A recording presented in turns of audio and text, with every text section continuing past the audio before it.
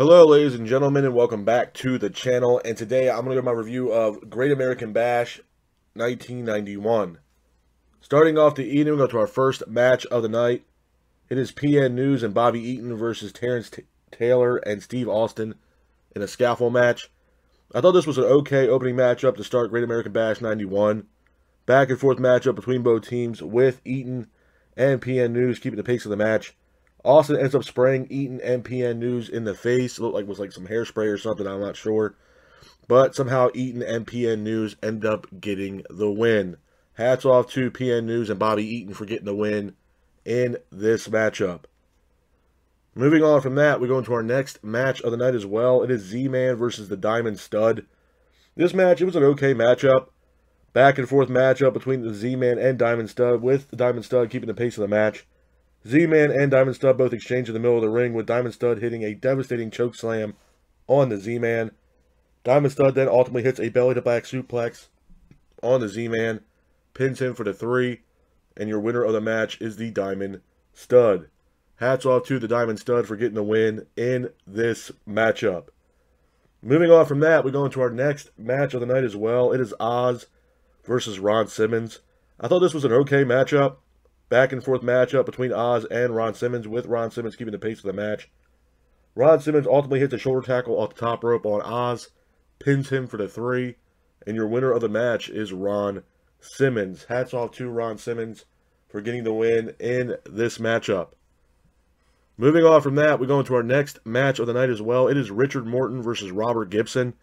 I thought this was a good matchup. Back and forth matchup between Morton and Gibson, with Morton keeping the pace of the match. Morton applies a figure 4 on Gibson, but Gibson breaks the hold. Gibson then hits an enziguri on Morton. Morton and Gibson both exchange in the middle of the ring. Miss York then distracts the referee, with Morton grabbing the computer, hitting Gibson, pins him for the 3, and your winner of the match is Richard Morton. Hats off to Richard Morton for getting the win in this matchup. Moving on from that, we go into our next match of the night as well.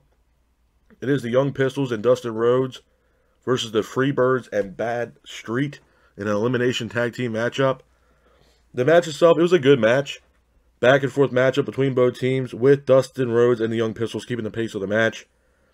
Hayes hits a DDT on Tracy Smothers, pins him for the 3. Tracy Smothers is now eliminated from this matchup. Hayes also gets eliminated from this match due to disqualification. Jimmy Garvin then hits a DDT on Armstrong, pins him for the 3. Armstrong is now also eliminated from this match. Dustin then hits a lariat on Garvin, pins him for the 3. Garvin is now also eliminated from this match. Dustin then hits a lariat on Bad Street for a near fall. And then Dustin ultimately hits his signature bulldog, lands his signature bulldog on Bad Street, pins him for the 3. And your winners of the match are Young Pistols and Dustin Rhodes. Hats off to the Young Pistols and Dustin Rhodes for getting the win in this matchup.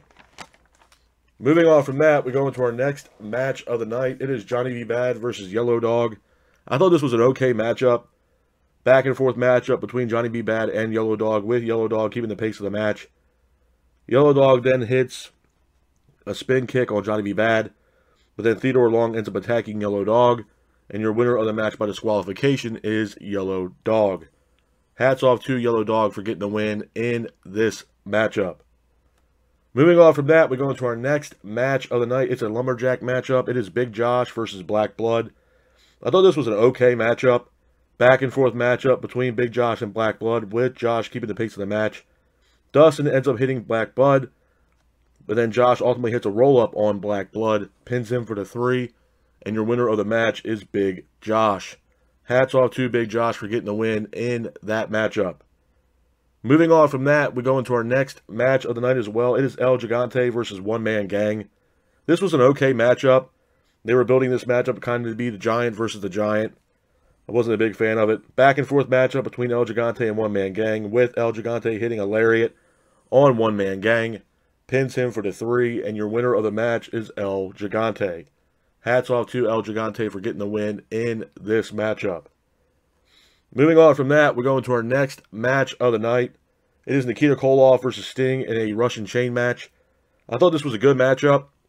Back and forth matchup between Koloff and Sting, with Sting keeping the pace of the match. Sting then hits a Stinger Splash on Nikita Koloff, but by doing so, Nikita touches the final corner, of the turnbuckle, and Nikita Koloff ended up securing the win in this matchup. Hats off to Nikita Koloff for getting the win in this matchup. Moving on from that, we go into our next match of the night. It is the main event of the Great American Bash 1991. It is Lex Luger versus Barry Windham for the vacant WCW World Heavyweight Championship. All in all, this was a good match. Back and forth matchup between Luger and Barry Windham, with Lex keeping the pace of the match. Lex ultimately hits a pile driver on Barry Windham, pins him for the 3, and your winner of the match, and at that time, new WCW World Heavyweight Champion is Lex Luger. Hats off to Lex Luger for getting the win in this matchup. A couple of things I'm going to say about the Great American Bash 1991, man, before I get out of here. It was an okay event. For what it's worth, I'm a big fan of the Great American Bash. I thought some of the events that WCW threw for the Great American Bash were phenomenal. I mean, number one, Sting, in my honest opinion, was one of the top draws for the Great American Bash. I mean, the match he had against Flair for the World Heavyweight Championship really put Sting on the map. Number one. Number two, Sting has always hyped up the Great American Bash. Usually back in the day, the Great American Bash was usually showcased live on pay-per-view from Baltimore, Maryland. So Baltimore, Maryland, to me, it seems like back then at least, it was, a majority of the times the Great American Bash was going to be shown in Baltimore, Maryland. But this Great American Bash 1991, honestly, I can tell you it was not that good in my honest opinion. Let's just start things off with the scaffold match. Number one, the scaffold match, I understand when they first did the scaffold match. I believe it was the Road Warriors versus Midnight Express. It was a solid matchup. It really was. But to see PN News and Bobby Eaton versus Terrence Taylor and Steve Austin. Number one, it was great to see Steve Austin. A lot of people don't realize that Stone Cold Steve Austin was also on the roster for WCW at one point when he was known as Stunning Steve Austin.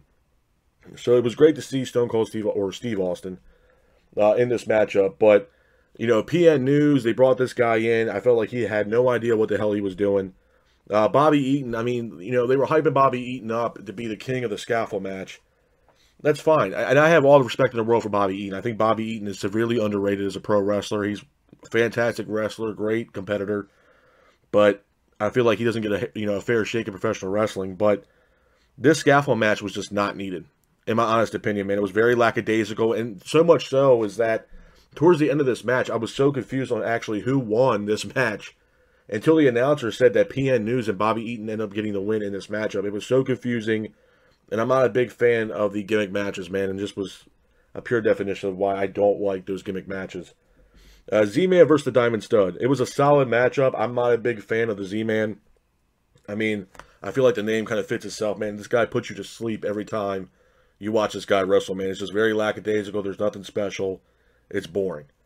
Diamond Stud. Now, a lot of people don't know who Diamond Stud is. Diamond Stud was actually known also as Razor Ramon, as well as Scott Hall. Scott Hall made his WCW debut with the name of Diamond Stud. And not only that, his manager at the time was none other than Diamond Dallas Page. Now, credit the Diamond Stud, gimmick did not last long, but it's just kind of funny and to me and ironic that, Razor Ramon, Scott Hall got his WCW debut, known as the Diamond Stud, and Diamond Dallas Page was his actual manager at that time. But it kind of goes hand in hand, man. The Diamond Stud gimmick really wasn't going to work that long, and if you look at Kevin Nash's gimmick in WCW as far as Oz is concerned, it was an awful gimmick, but Kevin Nash himself, was a top wrestler, man. He was a multi-time world champion, multi-time tag team champion. Just the Oz and the Diamond Stud gimmick just was not good for both Scott Hall and Kevin Nash. But again, hats off to Diamond Stud for getting that win in that match against the Z-Man. And speaking of Oz, you have Oz versus Ron Simmons. It was a very lackadaisical match. I mean, I was happy that Ron Simmons got the win. And like I stated earlier, man, Oz was just a very bad character in all professional wrestling, in my honest opinion. Richard Morton versus Robert Gibson. It was a solid match, man. To have, the Rock and Roll Express go, face off against each other, man. It was cool to see. But Richard Morton ended up getting the win in that matchup. The Young Pistols and Dustin Rhodes versus the Freebirds and Bad Street. It was a solid matchup from top to bottom. I was happy that Dustin Rhodes ended up pulling off the victory in that matchup. Johnny B. Bad versus Yellow Dog. Now, that was a decent matchup. I feel like it was kind of a showcase for Johnny B. Bad in a small way. Johnny B. Bad, a.k.a. Mark Marrow. I believe Theodore Long was actually his manager in the beginning when Johnny B. Bad made his WCW debut.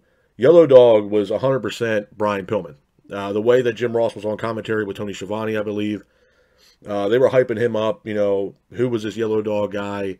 You know, he completely came out with like yellow attire and a yellow face mask. It was 100% Brian Pillman. So it was great to see Brian Pillman in that matchup. And even though he didn't get a clean win, he got the win by disqualification. El Gigante versus One Man Gang was another match that I wasn't really too keen on. I mean, El Gigante, his career, you know, obviously, you know, other companies, even to this day, bring in wrestlers that are super tall and just don't know how to wrestle. And El Gigante was a pure definition of that as well. I mean, we've seen it time and time again, man, with guys like the Great Khali, El Gigante, Giant Gonzalez. It might be all in the same person. I'm pretty sure El Gigante is Giant Gonzalez, if I'm not mistaken. It does not work, man. And you know, a lot of those guys, besides maybe the Big Show or Andre the Giant, you know, besides those two guys, you know, there's a very, very low ceiling for guys like El Gigante and One Man Gang. It just does not last long in their favor as far as an in-ring career is concerned, man. And it just, very lackadaisical match. Nikita Koloff versus Sting in the Russian Chain match. It was a decent match. I kind of wish there was more going on in the match, to be honest with you, than what it was. But, you know, I was kind of hoping Sting would get the win. But unfortunately, with Sting hitting that Stinger Splash towards the end of the match, ended up getting Nikita Koloff somehow the win. And Koloff ended up getting the win in that matchup. The main event, Lex Luger versus Barry Windham for the vacant WCW World Heavyweight Championship at that time. It was a solid match, man. I mean, I stated this multiple times in the past, man. Lex Luger, a lot of people hate Lex Luger. And I'm not saying I hate Lex Luger. I'm a big fan of Lex Luger. But what I will say about Lex Luger is that he was the man of the 80s. In the mid-80s, late 80s, early 90s, you know, he was the main event. Lex Luger was the main event. I mean, he had the whole picture, man. He had, you know, he had the physique. He had the promo. A lot of fans gravitated towards Lex Luger. You know, All-American. I mean, a lot of fans at that time gravitated towards Lex Luger. Now, Lex Luger, can he wrestle? I believe Lex Luger can wrestle. I also believe he deserves to be in the Hall of Fame, in my honest opinion. But what I will say is this. On the other side of the tracks, you have Barry Windham. Now, Barry Windham, you know, Four Horsemen, legendary wrestler, multi-time champion. This was a great match, you know, and it was kind of a match that, you know, you got two premier athletes almost in their prime, or not even in their prime yet. And you're going to see who comes out in this match, the best versus the best. And Lex Luger ended up securing the win and becoming the new world champion at that time. So, you got to give credit where credit's due, man. Lex Luger was a top draw for WCW at that time. No doubt about it. But as far as Great American Bash 1991 is concerned, as far as a rating is concerned for this event, man, I'm going to have to give it a solid probably 5 at best, man. I've seen a lot of Great American Bashes in watching these events, and this definitely was not one of the best Great American Bashes I've ever seen, but it damn sure was not the worst. But if I had to give it a rating from 1 out of 10, I'm going to give Great American Bash 1991 a solid 5 at best. But this is my review of the Great American Bash 1991. I hope you guys are out there staying safe. Be careful, and remember, stay classic. Peace.